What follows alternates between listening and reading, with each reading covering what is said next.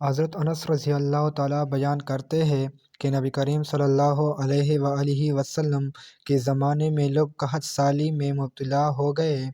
جب نبی کریم صلی اللہ علیہ وآلہ وسلم جمعہ کے روز خطبہ دے رہے تھے تو ایک اعرابی نے کھڑے ہو کر عرض کیا، یا رسول اللہ صلی اللہ علیہ وآلہ وسلم، مال ہلاک ہو گیا، بچے بھوکے مر گئے، اللہ تعالیٰ سے ہمارے لیے دعا کیجیے۔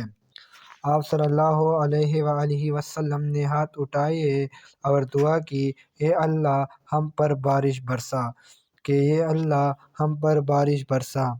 ہم نے آسمان پر بادل کا کوئی ٹکڑا نہیں دیکھا تھا، قسم اس ذات کی جس کے قبضے میں میری جان ہے۔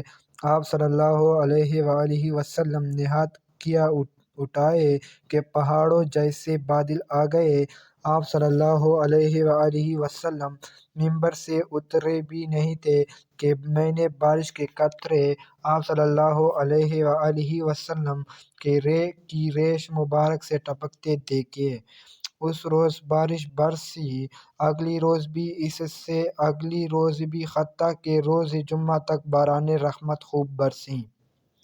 اگلی جمعہ کو خطبہ جمعہ کے وقت وہ اعرابی کھڑا ہوا یا کوئی دوسرا عرض گزار ہوا، یا رسول اللہ صلی اللہ علیہ وآلہ وسلم، مکانات گر گئے اور مال ڈوب گیا، اللہ تعالیٰ سے ہمارے لیے دعا کیجیے کہ اب وہ بارش کو روک لے۔ پس آپ صلی اللہ علیہ وآلہ وسلم نے ہاتھ اٹھائے اور کہا، اے اللہ ہمارے ارد گرد برسا، ہم پر نہیں۔ پس جس طرف دست مبارک سے اشارہ کرتے ادھر کے بادل چھٹ جاتے، یہاں تک کہ مدینہ منورہ پر ایک دائرہ سا بن گیا۔ قناطہ نامی نالہ مہینہ بھر بہتا رہا اور جو شخص بھی باہر سے آتا وہ بارش کی خبر سناتا تھا۔